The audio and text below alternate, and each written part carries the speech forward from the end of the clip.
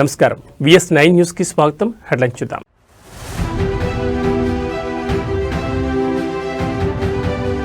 నేటి నుంచి ప్రధాని మోడీ 3 దేశాల పర్యటన. జోర్డాన్, ఇథియోపియా, ఒమన్లలో కీలక భేటీలు.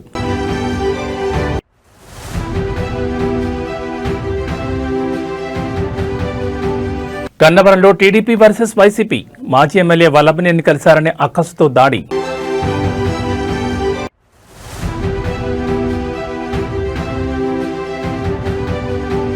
ముదిగొండలో ఉద్రిక్త వాతావరణం. గెలిచిన బీఆర్ఎస్ అభ్యర్థి ఇంటిపై కాంగ్రెస్ నాయకుల దాడి.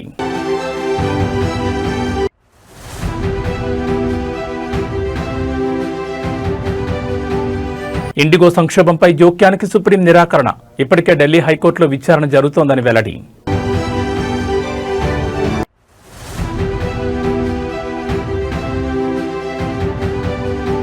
ఢిల్లీని కమ్మేసిన దట్టమైన పొగమంచు. తీవ్ర స్థాయికి చేరిన వాయు నాణ్యత సూచి. ఇక డీటెయిల్స్ చూస్తే ప్రధానమంత్రి నరేంద్ర మోడీ ఈ రోజు 3 దేశాల పర్యటనకు బయలుదేరి వెళ్లారు. ఈ పర్యటనలో భాగంగా ఆయన జోర్డాన్, ఇథియోపియా, ఒమన్ దేశాల్లో పర్యటించి ఆయా దేశాల అగ్ర నాయకులతో సమావేశం కానున్నారు. ద్వైపాక్షిక సంబంధాలను మరింత బలోపేతం చేయడమే ఈ పర్యటన ముఖ్య ఉద్దేశం. విదేశీ వ్యవహారాల మంత్రిత్వ శాఖ వెల్లడించిన వివరాల ప్రకారం ప్రధాని తన పర్యటనలో భాగంగా మొదట జోర్డాన్ చేరుకుంటారు. ఆ దేశ రాజు అబ్దుల్లా బిన్ అల్ హుస్సేన్ ఆహ్వానం మేరకు అక్కడ 2 రోజులు పర్యటిస్తారు. భారత్, జోర్డాన్ మధ్య దౌత్య సంబంధాలు ఏర్పడి 75 సంవత్సరాలు పూర్తయిన సందర్భంగా ఈ పర్యటనకు ప్రాధాన్యత ఏర్పడింది. ఇరు దేశాల మధ్య సహకారం, ప్రాంతీయ శాంతి, భద్రత వంటి అంశాలపై ఇరువురు నేతలు చర్చించనున్నారు. అనంతరం మంగళవారం ఇథియోపియా ప్రధాని అబీ అహ్మద్ అలీ ఆహ్వానం మేరకు ప్రధాని మోడీ ఆ దేశంలో పర్యటిస్తారు. ప్రధాని హోదాలో మోదీ ఇథియోపియాకు వెళ్లడం ఇదే తొలిసారి.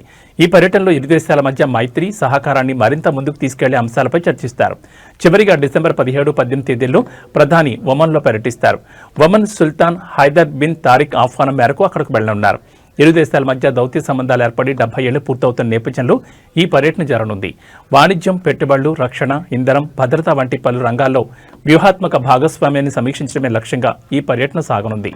ప్రధాని మోడీ ఒమన్లో పర్యటించడం ఇది 2వసారి.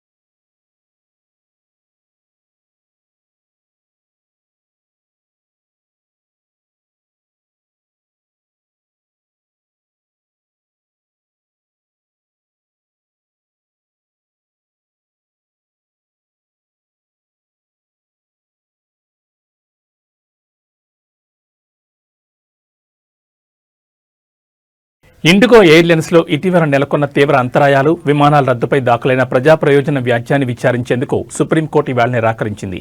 ఈ అంశంపై ఇప్పటికే ఢిల్లీ హైకోర్టులో విచారణ జరుగుతున్నందున అక్కడే తమ వాదనలు వినిపించాలని పిటిషనర్కు స్పష్టం చేసింది. ప్రధాన న్యాయమూర్తి సూర్యకాంత్ నేతృత్వంలోని ధర్మాసనం ఈ పిల్ను విచారించింది. న్యాయవాది నరేంద్ర మిశ్రా స్వయంగా ఈ పిల్ను దాఖలు చేశారు. ఇదే అంశంపై ఢిల్లీ హైకోర్టులో విచారణ కొనసాగుతోందని, directorate general of civil aviation కూడా ఓ కమిటీని ఏర్పాటు చేసిందని ధర్మాసనం దృష్టికి తెచ్చారు. దీనిపై స్పందించిన ధర్మాసనం ఒకే అంశంపై 2 చోట్ల సమాంతర విచారణలు అవసరం లేదని పేర్కొంది. పిటిషనర్ తన వాదనలను ఢిల్లీ హైకోర్టులో వినిపించేందుకు అనుమతించాలని ఉన్నత న్యాయస్థానాన్ని కోరింది. ఇటీవల ఇండిగో విమానాలు భారీ సంఖ్యలో రద్దు కావడం, ఆలస్యం అవడంతో ప్రధాన విమానాశ్రయాల్లో మానవతా సంక్షోభం తలెత్తిందని పిటిషనర్ తన పిల్లో ఆరోపించారు. వృద్ధులు, చిన్నారులతో సహా వేలాది మంది ప్రయాణికులు ఆహారం, నీళ్లు, సరైన వస్తువులు లేకుండా గంటల తరబడి పడిగాపులు కాయాల్సి వచ్చిందని పేర్కొన్నారు. ఇది రాజ్యాంగంలోని ఆర్టికల్ 21కి భంగం కలిగించడమేనని వాదించారు. మరోవైపు ఈ అంశంపై విచారణ జరుపుతున్న ఢిల్లీ హైకోర్టు లక్షలాది మంది ప్రయాణికులను ఇబ్బందులు గురిచేసేలా పరిస్థితిని ఎందుకు దిగజార్చారని కేంద్రాన్ని ప్రశ్నించింది. ఈ కేసు తదుపరి విచారణను జనవరి 22కి వాయిదా వేసింది. ఇదిలా ఉండగా తమ కార్యకలాపాలు క్రమంగా సాధారణ స్థితికి వస్తున్నాయని, ఈ నెల 12న 2050 విమానాలు నడపగా కేవలం 2 మాత్రమే రద్దయ్యాయని ఇండిగో ప్రకటించింది.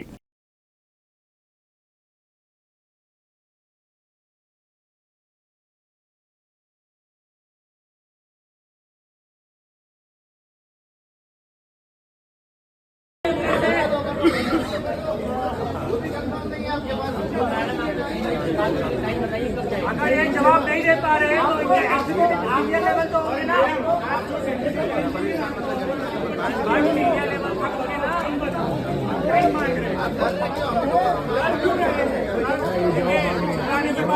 हम भी पागल हो रहे हैं। अरे वो अपने सारे प्रेशर है, वो सपोर्ट करने भैया।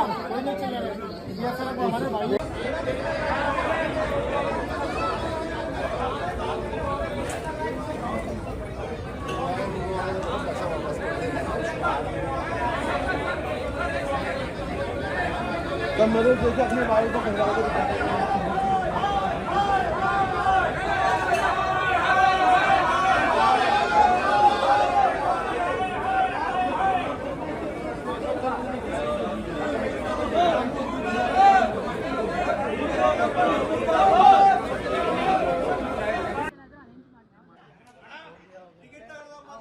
ಅಲ್ಲ ಕನ್ನಡಕ್ಕೆ ಟಿಕೆಟ್ ಬೇಕು, ಕನ್ನಡಿಗೆ ದುಡ್ಡು ಬೇಕು, ಕನ್ನಡ ಏರ್ಪೋರ್ಟ್ ಬೇಕು, ಮತ್ತೆ ಕನ್ನಡ ಬರೋದಿಲ್ಲ. ಮಾಡಿ ಮಾಡಿ ಮಾಡಿ ఇండిగో ఎయిర్లైన్స్ ಒಂದು నీచ కడపే. దేశ రాజధాని ఢిల్లీని పొగమంచు కమ్మేసింది. నగరంలో కాలుష్యం ప్రమాదకర స్థాయిలో కొనసాగుతోంది. ఎయిర్ క్వాలిటీ ఇండెక్స్ 450 మార్కును దాటింది. కొన్ని ప్రాంతాల్లో 500 పాయింట్లు AQI నమోదైంది. విజిబిలిటీ పడిపోవడంతో విమానాలు రాకపోకలు ఆలస్యమవుతున్నాయి. విమానాల ఆలస్యంపై ఎప్పటికప్పుడు సమాచారం అందిస్తున్నామని ఇండిగో సంస్థ తెలిపింది. ప్రయాణికుల భద్రతకు అత్యధిక ప్రాధాన్యమిస్తూ విమానాల కార్యకలాపాలు కొనసాగిస్తామని పేర్కొంది. మరోవైపు పొగమంచు నేపథ్యంలో వాతావరణ శాఖ రెడ్ అలర్ట్ జారీ చేసింది. రోడ్డు క్లారిటీగా కనపడకపోవడంతో వాహనదారులు తీవ్ర ఇబ్బందులు ఎదుర్కొంటున్నారు. వాయు కాలుష్యం తీవ్రతరం అవుతున్న నేపథ్యంలో శ్వాసకోశ సమస్యలు పెరిగే అవకాశం ఉందని వైద్యులు హెచ్చరిస్తున్నారు. దీంతో విద్యార్థుల ఆరోగ్యాన్ని దృష్టిలో ఉంచుకుని పాఠశాలలు హైబ్రిడ్ మోడ్లో కొనసాగుతున్నాయి.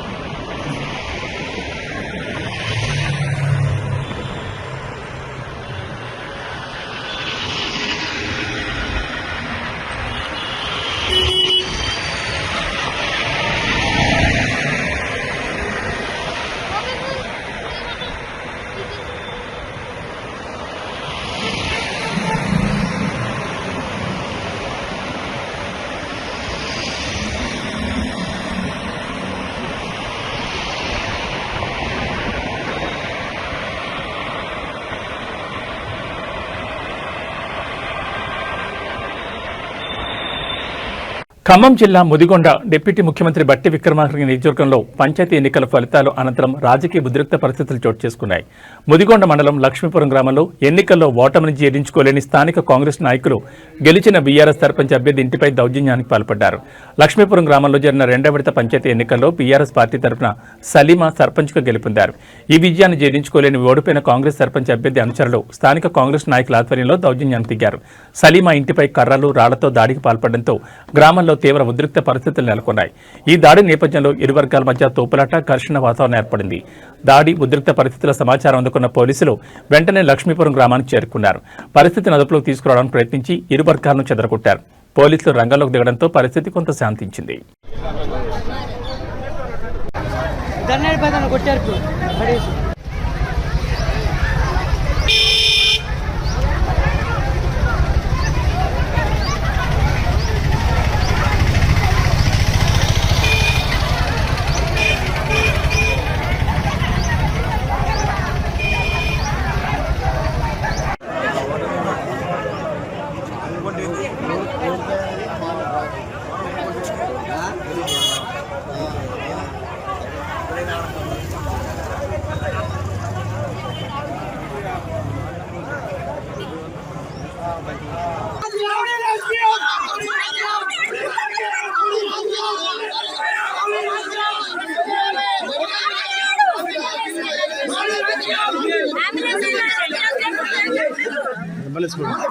రాజన్న సిరిసిల్ల జిల్లా వేములవాడ ఎన్నికల ప్రచారంలో భాగంగా చురుగ్గా పాల్గొంటూ ఆకస్మికంగా గుండెపోటుతో మరణించిన బీఆర్ఎస్ సర్పంచ్ అభ్యర్థి కుటుంబంలో విషాద ఛాయలమ్ముకున్నాయి.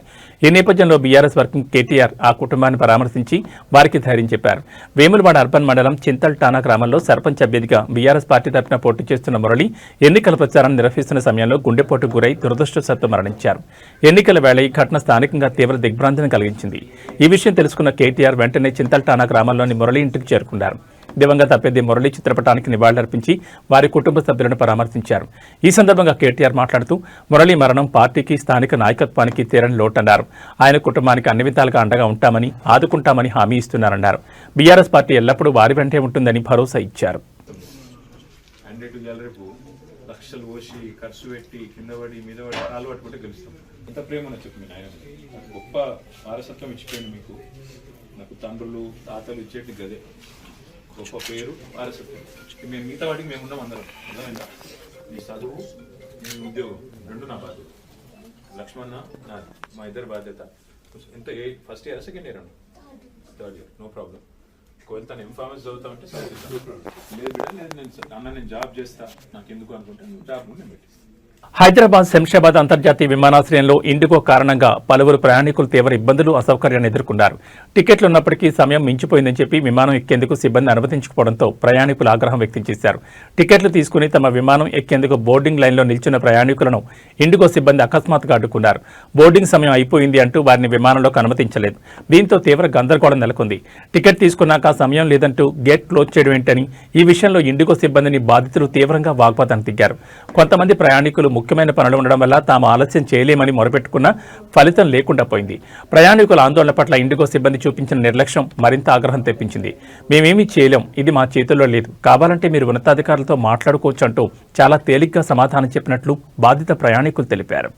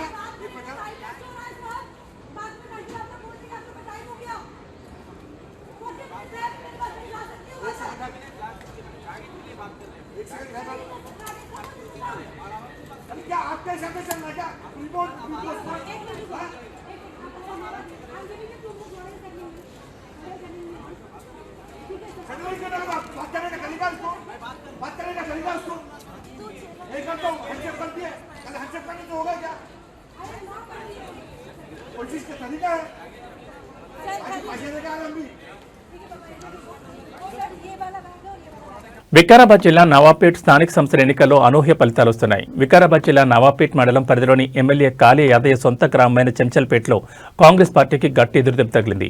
ఈ గ్రామ పంచాయతీ ఎన్నికల్లో కాంగ్రెస్ పార్టీ బలపరిచిన సర్పంచ్ అభ్యర్థి ఓటమి పాలయ్యారు. కాంగ్రెస్ అభ్యర్థిపై ఇండిపెండెంట్ గా పోటీ చేసిన అనసూజ అనంతరాములు గెలుపొందారు. మరీ ముఖ్యంగా జనరల్ కేటగిరీలో పోటీ చేసిన కాంగ్రెస్ పార్టీ అభ్యర్థిపై బీసీ వర్గానికి చెందిన మహిళ అయిన అనసూజ అనంతరాములు విజయం సాధించడం గమనార్హం. చిచ్చల్పేట గ్రామ సర్పంచ్ అభ్యర్థిగా గెలుపొందించినటువంటి గుడిసె అనసూయ గారికి మరియు 10 వార్డులు గెలిచినటువంటి మన వార్డు మెంబర్లకి అందరికీ శుభాకాంక్షలు తెలియజేస్తున్నాం. ఇంకోటి ఈరోజు జరిగిన విషయం ఏంటంటే ఈ ఎలక్షన్కు ముఖ్య కారణం చాలా ఉంది. మన మండల్ లెవెల్లో కానీ ఒక డిస్టిక్ లెవెల్లో కానీ దీనికి ప్రత్యేకత ఉంది. ఏ విధంగా అంటే జనరల్ ఉంది. ఆ జనరల్ నిలవడం ఎందుకంటే జనరల్ అంటే ఒకరికే అవకాశం అని ఉంది. ఆ జనరల్లో నిలవడం మన బీసీలకు అన్యాయం జరుగుతుందని, బడుగు బలహీన వర్గాలకు అన్యాయం జరుగుతుందని చాలా మార్చారు.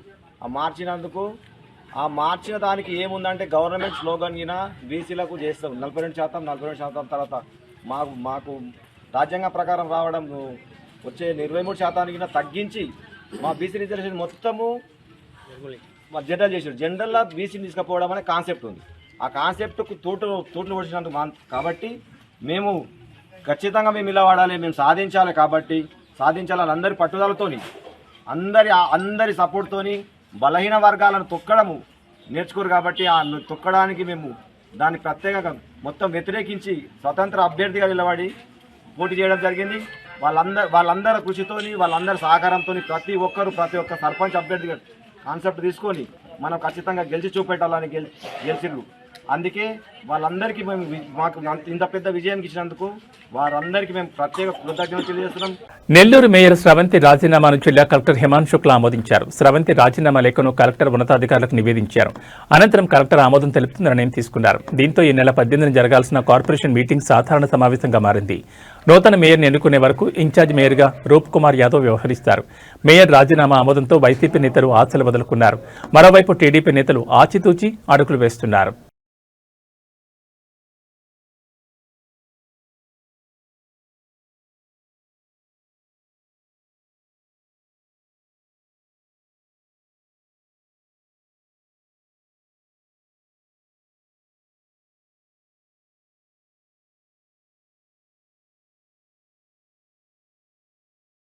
గన్నవరంలో మరోసారి తెలుగుదేశం పార్టీ వర్సెస్ వైఎస్సార్ కాంగ్రెస్ పార్టీకి పరిస్థితి మారిపోయింది. కృష్ణా జిల్లా గన్నవరం నియోజకవర్గంలో రాజకీయ ఉద్రిక్తత నెలకొంది. గన్నవరం మండలం మర్లపాలెం గ్రామంలో వైసీపీ కేడర్పై దాడి జరిగిన ఘటన స్థానికంగా కలకలం రేపుతోంది.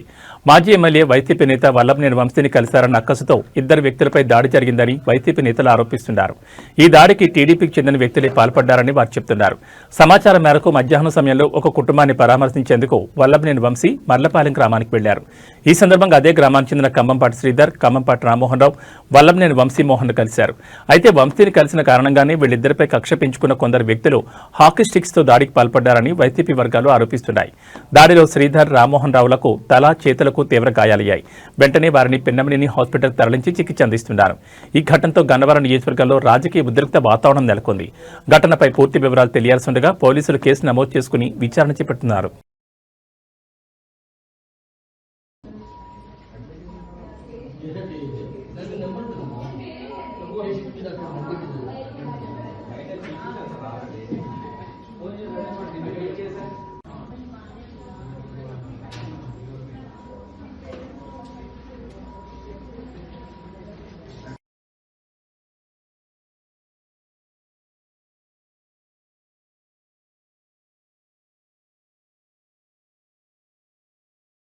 మెడికల్ కళాశాల ప్రైవేటీకరణకు వ్యతిరేకంగా ప్రజల నుంచి సేకరించిన కోటి సంతకాల ప్రతులను గవర్నర్కు అందజేయనున్న మాజీ సీఎం జగన్మోహన్ రెడ్డికి మద్దతు పలికేందుకు వైసీపీ శ్రేణులు బయలుదేరి వెళుతున్నారు.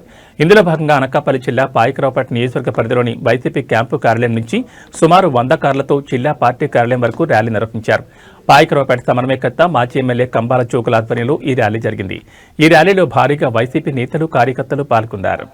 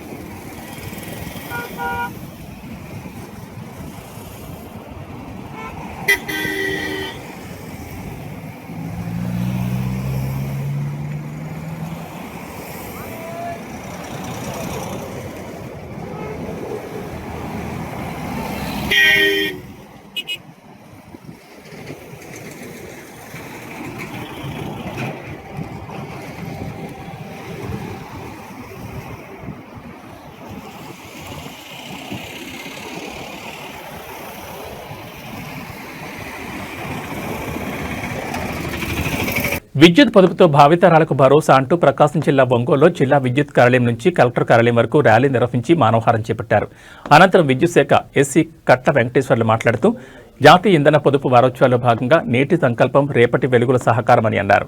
విద్యుత్ వృధా కాకుండా కాపాడుకోవాల్సిన బాధ్యత ప్రతి ఒక్కరిపై ఉందన్నారు. భావితరాలకు చక్కని పర్యావరణం అందించేలా ఇంధన వనరులను బాధ్యతతో వినియోగిస్తామని, బాధ్యత గల భారతదేశ పౌరునిగా విద్యుత్ వృధాను అరికడతామని విద్యార్థుల చేత ప్రతిజ్ఞ చేయించారు. ఈ కార్యక్రమంలో town ADE KV Pandurangarao, Ongole circle SE OK Subbarao, Chimakurthi AD Mohan, commercial ADE Pathan Rafi, rural AD T Srikanth, విద్యాశాఖ అధికారులు భారీగా పాల్గొన్నారు.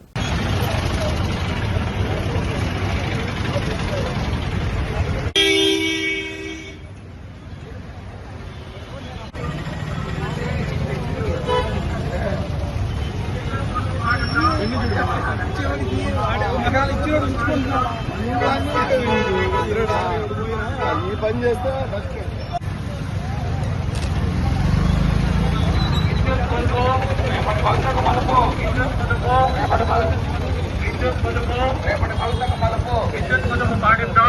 భావితరాలకు వెలుగునిద్దాం, విద్యుత్ పొదుపు పాటిద్దాం, భావితరాలకు వెలుగునిద్దాం, విద్యుత్ పొదుపు పాటిద్దాం, భావితరాలకు వెలుగునిద్దాం, విద్యుత్ పొదుపు పాటిద్దాం, భావితరాలకు వెలుగునిద్దాం. విద్యుత్ చౌర్యం సామాజిక నేరం, విద్యుత్ చౌర్యం సామాజిక నేరం, విద్యుత్ చౌర్యం సామాజిక నేరం. ఒక యూనిట్ విద్యుత్ ఉత్పత్తి చేస్తే 2 యూనిట్లు అవసరం ఉంది. కాబట్టి మీరు త్వరితగతిన అందరూ కూడా త్వరగా వచ్చేయండి. ఇంధన పొదుపు ర్యాలీలో ఉన్న వాళ్ళందరూ ముందుకొచ్చేయండి. పొదుపుగా వాడుకోవాల్సిన బాధ్యత ప్రతి ఒక్కరి మీద ఉంది.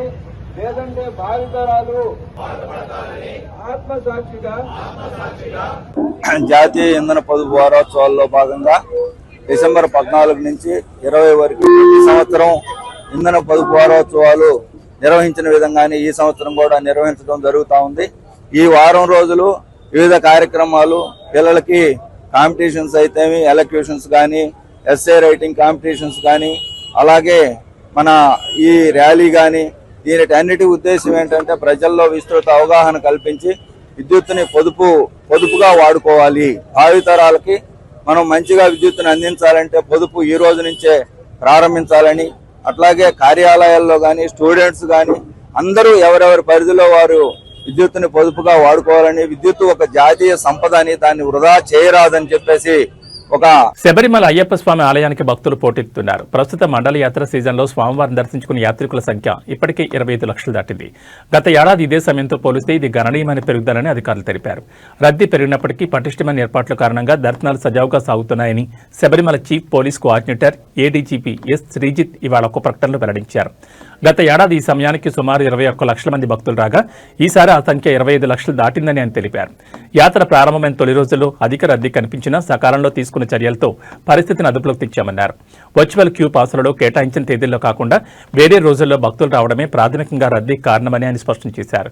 కేటాయించిన తేదీల్లోనే వస్తే అందరికీ సౌకర్యవంతంగా దర్శనం లభిస్తుందని సూచించారు. ఈ సీజన్లో వారాంతాల్లో కంటే 10 దినాల్లోనే భక్తుల తాకిడి ఎక్కువగా ఉంటోందని శ్రీజిత్ పేర్కొన్నారు. ఈ నెల చివరి నాటికి రద్దీ మరింత తీవ్రమయ్యే అవకాశం ఉందని అంచనా వేస్తున్నామన్నారు. పెరగనున్న భక్తుల సంఖ్య దృష్టిలో ఉంచుకుని అందరికీ సులభంగా దర్శనం కల్పించేందుకు అవసరమైన అన్ని ఏర్పాట్లు పూర్తి చేశామని ఆయన తెలిపారు. కాగా ఈ నెల 27 జరిగే మండల పూజతో దాదాపు 2 నెలల పాటు సాగే వార్షిక యాత్రలో మొదటి దశ ముగియనుంది.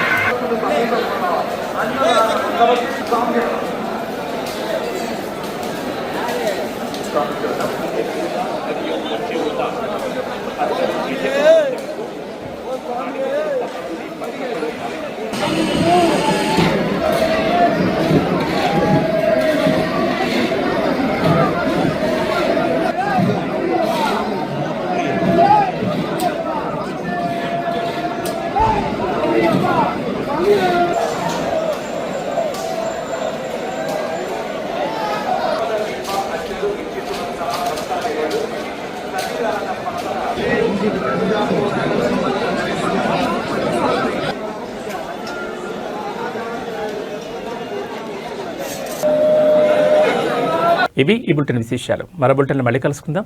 నమస్కారం.